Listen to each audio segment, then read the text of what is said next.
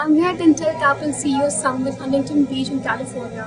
And I'm here with a very special guest today, Sudheer Kuppam, Managing Director, Asia Pacific Operations for Intel Capital. In 2007, Intel really came up with this entire idea about mobile computing, the new technology trend. 2010, it was essentially the social media revolution. 2012, it was speech computing. How does that translate into investments for Indian startup companies? In general, Intel Capital being the strategic investing arm of Intel, we tend to focus on areas that would actually develop the market further for Intel in India. So given the fact that you are seeing a lot of these interesting technologies, speech computing per se has extremely relevant implications for India, just because India has so many diverse languages. Yes, English goes well with most of the city crowd, but then in the tier 2, 3, 4, 5, I mean, if you look at the base of the pyramid, most of them communicate in their local language. And given a plethora of languages available and the low literacy rates, speech definitely becomes a very powerful tool. And speech, by the way, is very, very compute intensive, so which naturally drives in all the new form factors such as the smartphones or tablets. You need a lot more horsepower for you to actually analyze the speech, recognize and deliver what the user wants. And given that Intel architecture is compute friendly and basically has the best power performance on the marketplace, we will be looking at interesting technologies from India that would basically enable local content, local language access on any of these smart devices. What kind of opportunities that you see for this sector in Indian startups? Have you already started talking or doing some of opportunity mapping for these kind of areas that you've been investing in? We are talking to a few. So naturally, for obvious reasons, I cannot mention any of these companies. But both Intel Capital as well as our local application labs in Intel India are engaged with firms that are actually trying to bring local language detection capability to smart gadgets. So you tell me, Intel has been a very consistent investor in technology across cycles in India. You did about a dozen investments in India last year. I think this year you were a little off the radar in terms of only doing one fresh investment in Hungama.com. So would you say, how has India as a return market been for you? So for one, the slowdown that we have experienced in India is pretty much related to the macroeconomic situation. Naturally, if you look at our activity last year, where we announced 56 million in new investments, in 17 companies, where 12 of those are in new deals. The issue this year has been, in general, when you are trying to syndicate around, you always need co-investors, right? So this year, a lot of both our own portfolio companies that went to the market to raise a round or new deals were unable to really bring the syndicates together because of lack of co-investor participation.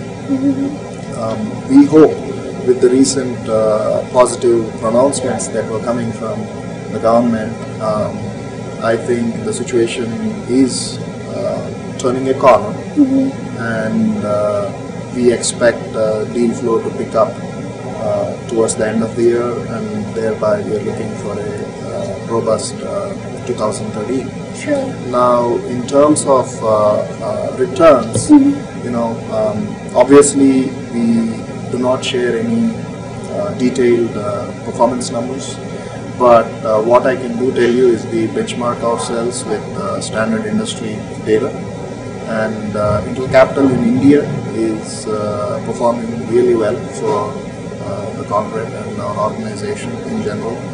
and we are glad to report that we are a top quartile performer when compared to the rest of the industry.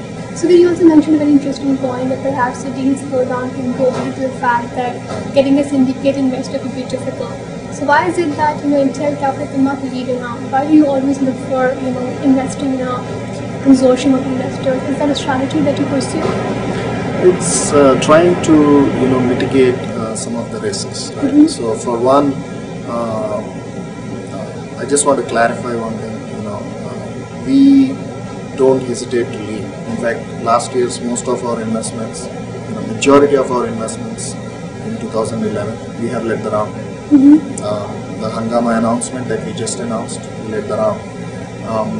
There's no hesitation to lead, but sometimes the capital requirements are, obviously based on the business profile will be much higher, and which basically means the companies over the course of the life stage of the business have to raise successive rounds. So if we try to bring a pool of investors into the company, it will mitigate the financial risk for the companies to do follow-on rounds. Absolutely. And we want to ensure, venture capital is all about risk mitigation. And we want to ensure that we mitigate the financial risk. You raised your India fund in 2005, and you said that 80% was already invested. Correct. So how many the next fund happening, and how large that will be? We invest off of Intel's balance sheet. We don't have LPs. We don't have a fundraising process. So for us, it's a natural thing. We still have 20% of the previous fund. As soon as that fund gets exhausted, whenever that is, we'll naturally, India is a very important market for Intel going forward. Okay, so naturally, we expect India to grow over the next decade anywhere between 6 to 8%. So the growth is there. The PC penetration rates, the broadband penetration rates are still in the 10, 12%, and we want that to come up as well.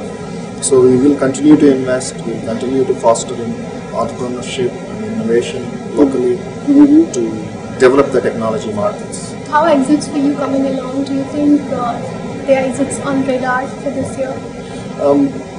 We obviously had MCX IPO this year, and given the market situation,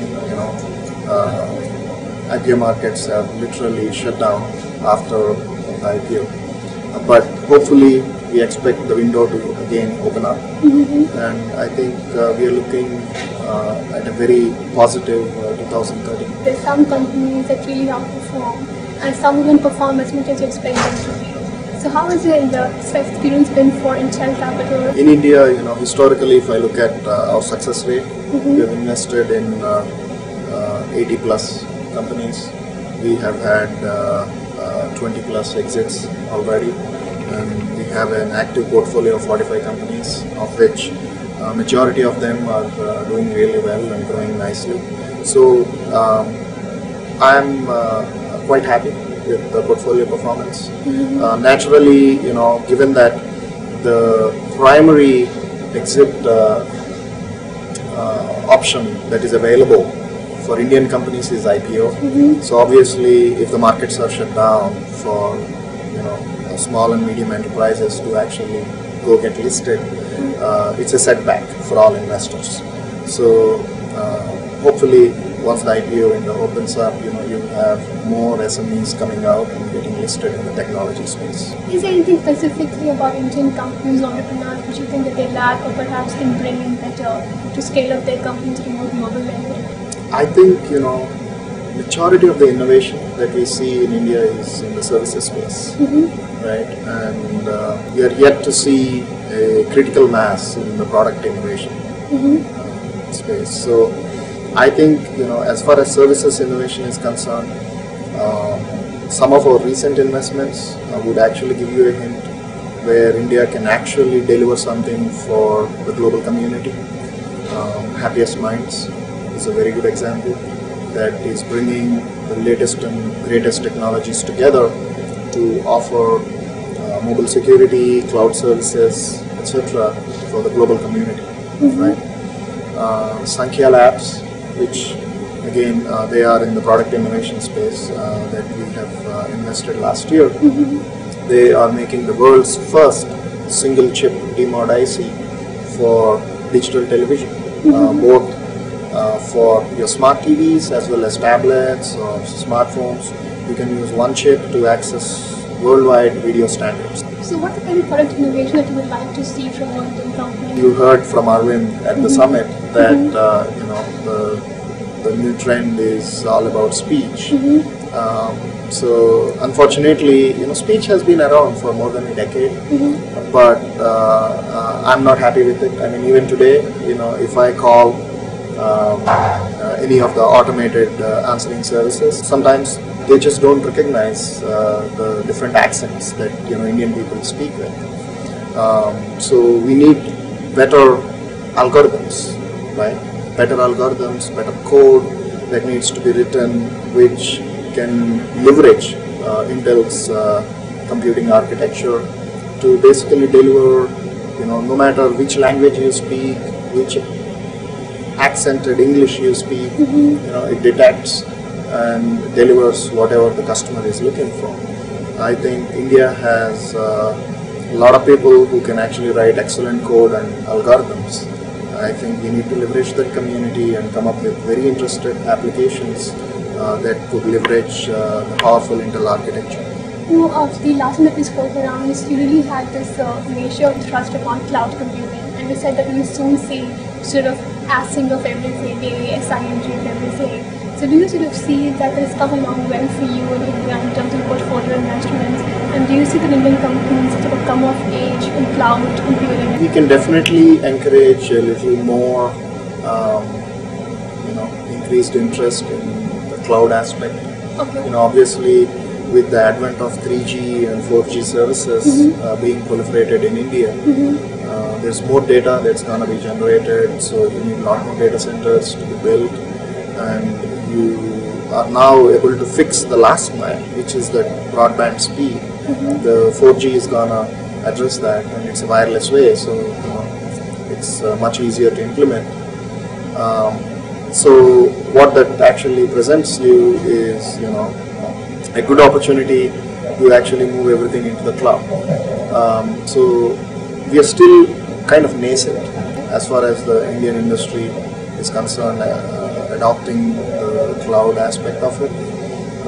But we are seeing some noise, some signs, positive signs. So we would be very interested in looking at companies that would actually, more not only in the happiest minds realm, but in general bringing a lot more cloud offerings, specifically for the domestic market. Could you see a sales force coming out of India? Probably difficult, just because typically that level of innovation, Salesforce, even though it offers a service, I consider that as a product, and it's product innovation. So as I told you, we still don't see that kind of a cutting edge product innovation coming out from the Indian market. But it is kind of an area where we would like Indian entrepreneurs to move into, so that they can come up with products that are globally competitive, and that would basically elevate India as a technology product platform for the globe. Interesting. So then your portfolio in India will reflect how the technology landscape really evolved in the country.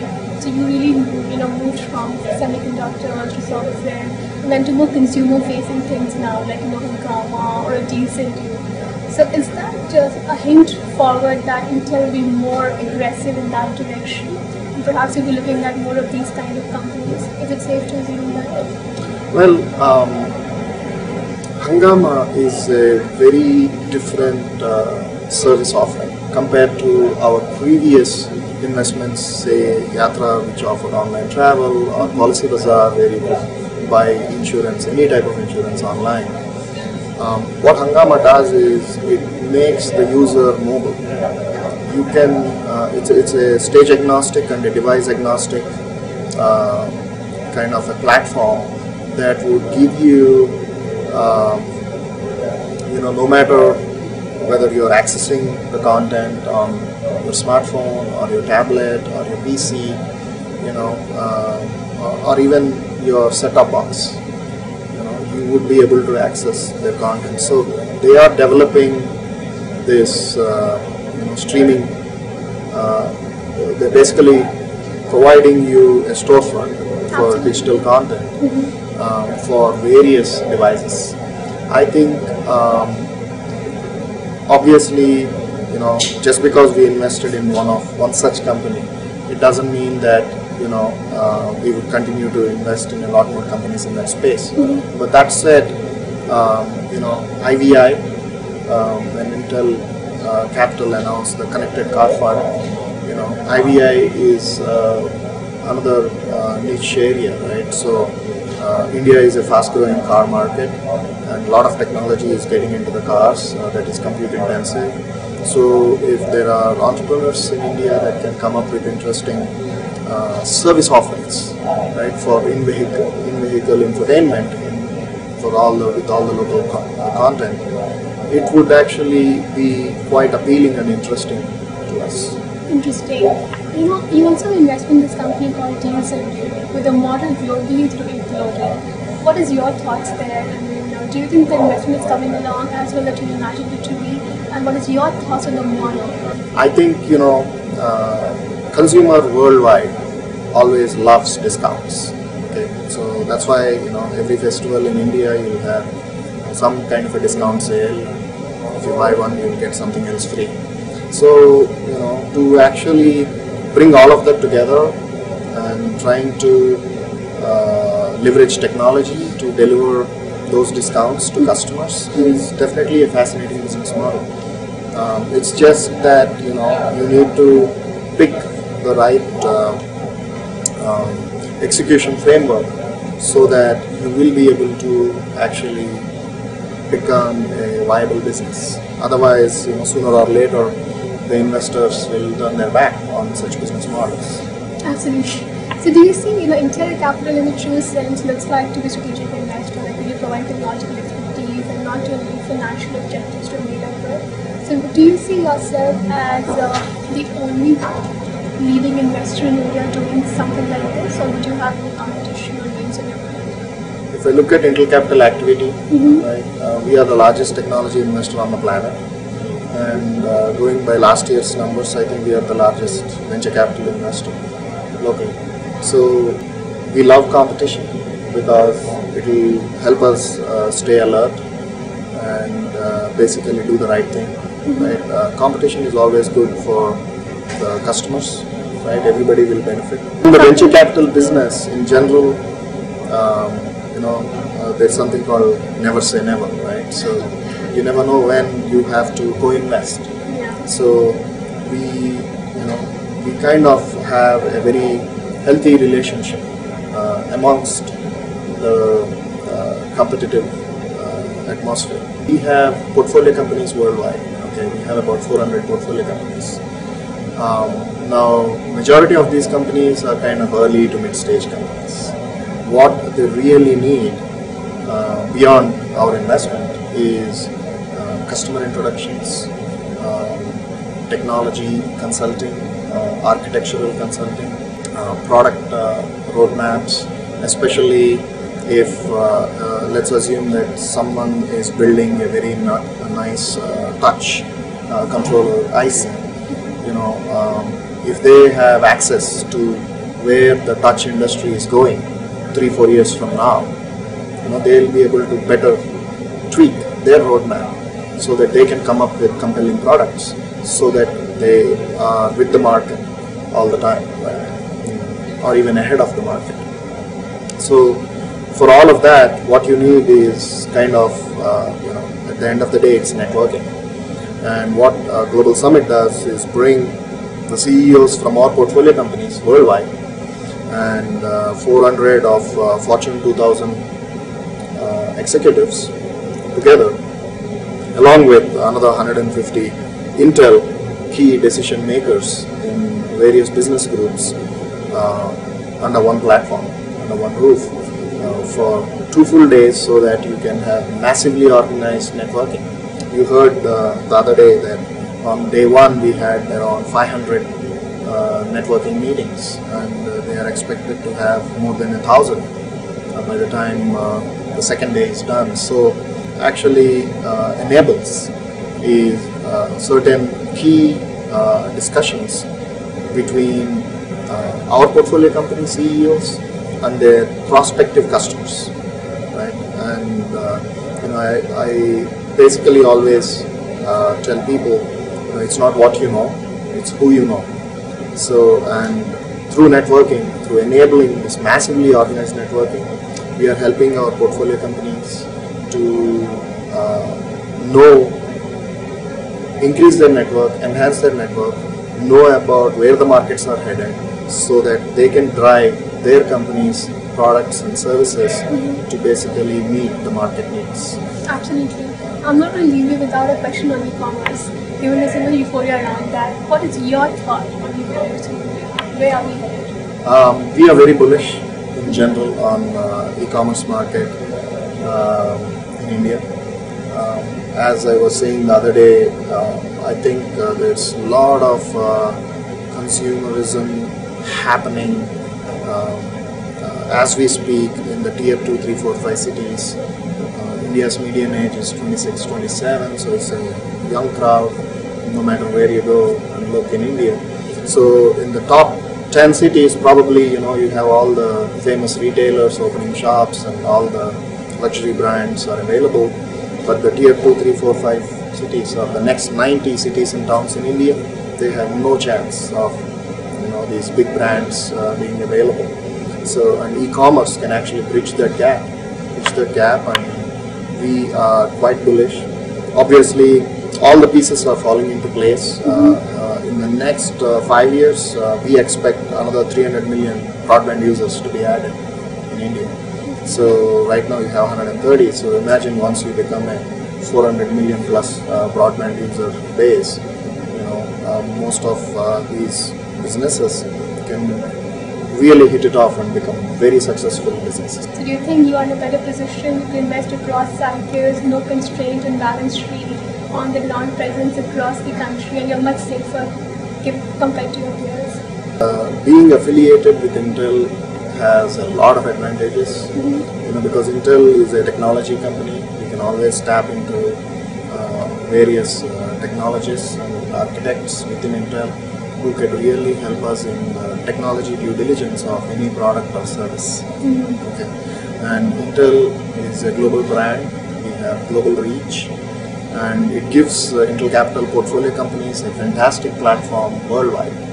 So some of these unparalleled differentiators naturally separate Intel Capital out from any other VC out there. There's no concept of carry in capital funds. Yeah, that's correct. We don't have a concept of carry, but I have a fantastic role. I manage all of Asia Pacific activities at Intel Capital, excluding China, and it's an extremely challenging task. And I love meeting entrepreneurs all over Asia, and very few jobs out there will actually get you this kind of flexibility and freedom. And at the end of the day, it's the job satisfaction.